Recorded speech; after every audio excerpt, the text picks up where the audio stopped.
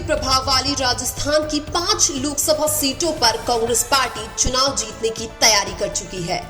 राजस्थान की इन्हीं 5 सीटों पर खुद सचिन पायलट भी ये दावा कर चुके हैं कि यहां पर कांग्रेस पार्टी आसानी से चुनाव जीत रही है। और आज के इस वीडियो में हम उन्हीं 5 सीटों की चर्चा करेंगे जहां पर कांग्रेस पार्टी मजबूत जबकि भाजपा पिछड़ती हुई नजर आ रही है। तो इस लिस्ट में सबसे पहली सीट है करौली धौलपुर लोकसभा सीट। इस सीट पर कांग्रेस पार्टी ने भजनलाल जाटव को चुनावी मैदान में उतारा है, जबकि बीजेपी ने इंदु देवी जाटव को चुनावी मैदान में उतारा है। करौली धौलपुर की लोकसभा सीट एससी यानी अनुसूचित जाति की रिजर्व सीट है। पिछले 3 चुनावों की बात करें तो 2009 में करौली धौलपुर से कांग्रेस के खिलाड़ी लाल बेरवा सांसद बने थे। उसके बाद 2014 और 2019 में इस सीट से बीजेपी के मनोज राजौरिया सांसद बने थे।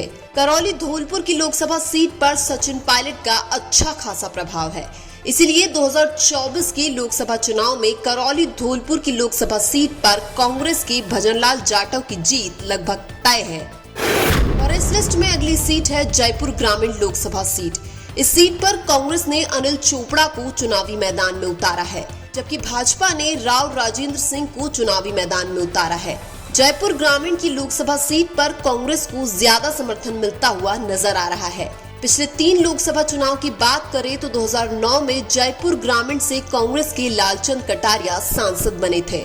उसके बाद 2014 और 2019 में जयपुर ग्रामीण से बीजेपी के राज्यवर्धन सिंह राठौड़ सांसद बने थे। जयपुर ग्रामीण की लोकसभा सीट पर कांग्रेस ने सचिन पायलट के करीबी अनिल चोपड़ा को चुनावी मैदान में उतारकर गेम बदल दिया है। अब 2024 में जयपुर ग्रामीण से कांग्रेस पार्टी के अनिल चोपड़ा चुनाव जीतते हुए नजर आ रहे हैं। और इस लिस्ट में अगली सीट है भरतपुर लोकसभा सीट। इस सीट पर कांग्रेस ने संजना जाटव को चुनावी मैदान में उतारा है, जबकि भाजपा ने इस सीट पर रामस्वरूप कोली को चुनावी मैदान में उतारा है। भरतपुर की लोकसभा सीट एससी यानी अनुसूचित जाति की रिजर्व सीट है। पिछले 3 लोकसभा चुनाव की बात करें तो 2009 में भरतपुर से कांग्रेस के रतन सिंह जाटव सांसद बने थे। उसके बाद 2014 में भरतपुर से बीजेपी के बहादुर सिंह कोली सांसद बने थे। उसके बाद 2019 में भरतपुर से बीजेपी की रंजिता कोली सांसद बनी थी। लेकिन 2024 में सचिन पायलट भरतपुर की लोकसभा सीट पर कांग्रेस पार्टी को जिताने की गारंटी ले रहे हैं। इसलिए 2024 के लोकसभा चुनाव में भरतपुर से कांग्रेस की संजना जाटव की जीत लगभग तय है। और इस लिस्ट में अगली सीट है टोंक सवाई माधोपुर लोकसभा सीट। इस सीट पर कांग्रेस ने हरीशचंद्र मीणा को चुनावी मैदान में उतारा है, जबकि भाजपा ने सुखबीर सिंह जौनपुरिया को चुनावी मैदान में उतारा है। कांग्रेस ने टोंक सवाई माधोपुर से सचिन पायलट के करीबी विधायक हरीश मीणा को टिकट देकर कांग्रेस की जीत सुनिश्चित कर दी है। पिछले 3 लोकसभा चुनाव की बात करें तो 2009 में टोंक सवाई माधोपुर से कांग्रेस के नमो नारायण मीणा सांसद बने थे। उसके बाद 2014 और 2019 में बीजेपी के सुखबीर सिंह जौनपुरिया सांसद बने थे। लेकिन 2024 में सचिन पायलट टोंक सवाई माधोपुर लोकसभा सीट पर भी कांग्रेस पार्टी को जिताने की गारंटी ले रहे हैं।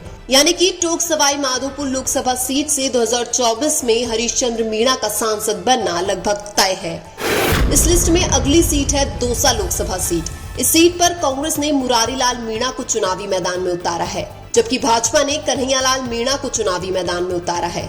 दौसा की लोकसभा सीट कांग्रेस पार्टी का गढ़ मानी जाती है। इसके अलावा दौसा से कांग्रेस ने सचिन पायलट के करीबी मुरारीलाल मीणा को टिकट देकर बीजेपी की मुश्किलें और भी ज्यादा बढ़ा दी है। पिछले 3 लोकसभा चुनाव की बात करें तो 2009 में दौसा से डॉक्टर किरोड़ी लाल मीणा निर्दलीय सांसद बने थे। उसके बाद 2014 में दौसा से बीजेपी के हरीशचंद्र मीणा सांसद बने थे। उसके बाद 2019 में दौसा से बीजेपी की जसकौर मीणा सांसद बनी थी। इसके अलावा दौसा की लोकसभा सीट से 2004 में सचिन पायलट भी सांसद बन चुके हैं। लेकिन दौसा लोकसभा से 2024 में कांग्रेस की मुरारीलाल मीणा की जीत सुनिश्चित हो चुकी है। इसके अलावा राजस्थान की ऐसी कौन सी लोकसभा सीट है जहां पर कांग्रेस पार्टी चुनाव जीत रही है? कमेंट करके जरूर बताइए। वीडियो अच्छा लगा तो लाइक कीजिए और हमारे चैनल मीणा की आवाज को सब्सक्राइब कीजिए। धन्यवाद।